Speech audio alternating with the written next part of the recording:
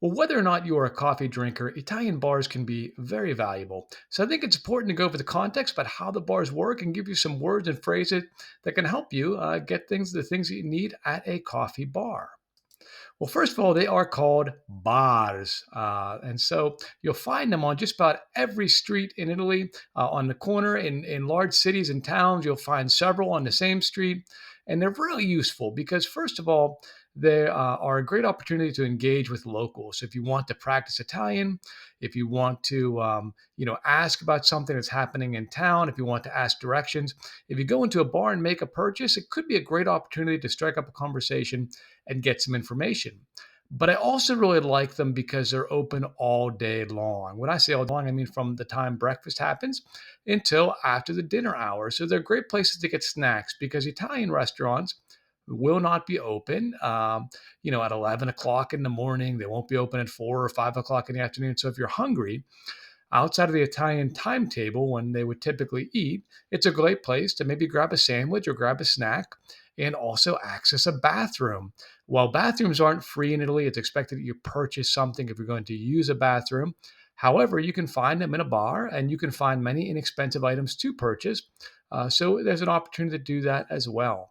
It's also a nice place to sit down and relax. So if it's very hot outside and you want to take advantage of some air conditioning and rest your legs, or if it's cold out, you want to warm up, you can use a bar for that as well. But note that when you make a purchase, if you want to sit down, when you make that purchase, you're going to be expected to pay a fee for sitting down for table service, and a server will bring you your order as opposed to you going to the bar, ordering it, and then consuming it, actually leaning against the bar as you have your coffee or you have your snack or even your sandwich. This is something that Italians are accustomed to doing.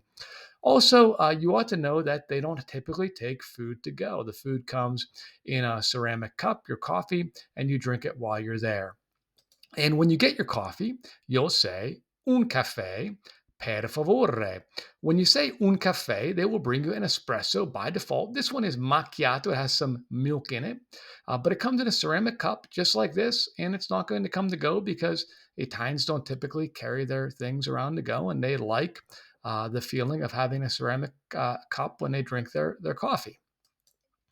Well, the way we get our coffee, first of all, an espresso is an ounce, about 30 milliliters of concentrated coffee. And despite the fact that there are thousands of coffee bars and they're mostly independently owned, it's prepared virtually the same. When you ask for un caffè, you're going to get an espresso. There are other ways to get it, though. You could get un caffè macchiato, meaning an espresso with a little bit of milk on top, maybe few spoonfuls of milk on top of that. You could have a cappuccino, also pronounced cappuccio in northern Italy. And this is an espresso. And by espresso, by all of these, we mean what we would probably refer to as a single shot of espresso. And they'll add 4 ounces, about 125 milliliters of steamed milk on top, and some froth. There also is a cafe americano.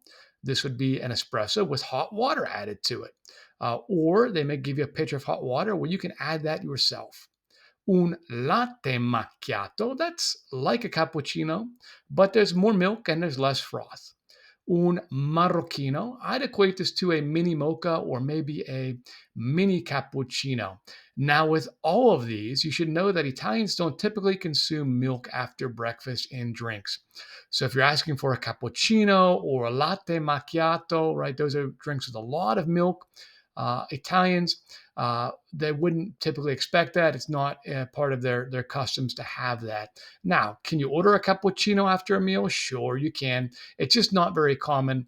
And in a smaller town or a smaller area, they might kind of maybe raise an eyebrow at you. But you should just know a latte, a cafe macchiato, so an espresso with a little milk on it. Italians may have that after lunch or after dinner or during the day, but the other ones, it's not quite as common. So if we look at an Italian breakfast, Italians may often get what we'd call a brioche in northern Italy or a cornetto, which is used all over Italy, croissants. This one happens to have two croissants here with chocolate because the person who took it was just a little hungry on this day. And then you'll notice a cappuccino, which has something on top of it. And on top of it, that's cacao or chocolate powder. Italians don't tend to have cinnamon on top of their drinks or anything like that, but they will do chocolate powder on a cappuccino. When you go to a coffee bar, there's a few other things you ought to know. First, you see this word lo scontrino, the receipt, because there's different procedures. If you're in a large area where there are a lot of tourists or many individuals coming in that the barista can't really keep track of, they will ask you to make your purchase, and then you'll bring a receipt to the counter, show them that you paid for it. They may rip the receipt and hand it back, and then you'll enjoy whatever it is that you're having. Now, in smaller areas, smaller communities, it's common for actually you to order from the barista. You consume whatever it is that you're having, and then afterwards you'll go up and you'll score up and you'll pay for that coffee and that croissant or whatever it is that you happen to get. So, how do we say croissant? Well, there's two ways: una brioche or un cornetto. Una brioche is used in northern Italy and a little bit in central Italy. Un cornetto, it works all over Italy for croissant. Now, when you ask for that, the barista will say, come, how would you like it? And there are different ways that Italians tend to have these. They'll have them with marmellata, with jam, crema, with cream, with Nutella. They might have frutti di bosco, which are forest berries or mixed berries. You can imagine the kind of different berries that are in that. Albicocca, apricot, and many other types of jams and fillings that you could have, but these are just a few common ones. You could say questo or quello, this or that, and point to what you want. Now, if you're doing that, it makes you say per favore, please, just to make it a little bit softer and kinder. Un panino, a sandwich. Note that it's un panino, not panini. Panini, for some reason, has worked its way into English as a way of saying sandwich, although it happens to be the plural form of panino. So, unless you want more than one, stick with un panino. Per me, for me. We can use this expression when saying, when ordering. Per me, un panino, a sandwich for me. Per favore, please. Il banco, the counter.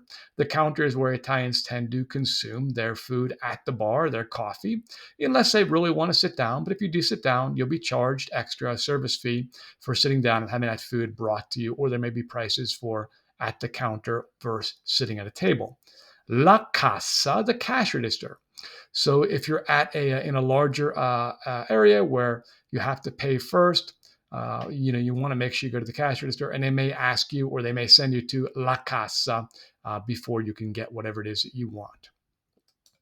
Now, some items we might get at a bar. What else might we get at a bar? Well, we might get una bottiglia d'acqua, a bottle of water. We might get un bicchiere d'acqua. Yes, you can actually buy a glass of water. It's not going to be from the tap. They'll pour it from a bottle, and it costs a little bit less than a bottle. You're drinking it right there in the bar. But you can do this, and then once you pay for that, you could go and ask for a restroom. So that's why that one's good to know. Or maybe after your coffee, you want something, just a little nip of water. Well, we say naturale, still, or gassata, sparkling. There's two different types of water Italians drink, and they will ask you at the bar which one you want because it's common to get both. Now we can say gassata for sparkling or con gas, with gas, literally to say sparkling water. Piccolo for a small water or maybe something else small you're getting. Grande, large. Then they may ask you altro, poi. So two different ways of saying anything else. And after you order and after you pay for whatever it is that you happen to get, you can say dove il bagno, where is the bathroom? Now that's a great phrase to know, but if you don't know how left, right, and other directional words, it may not help you so much. So make sure you know destra and sinistra at least, so you can understand where they're telling you that the bathroom happens to be. And when you go to the bathroom, you should understand that there's a huge variety in the quality of Italian bathrooms.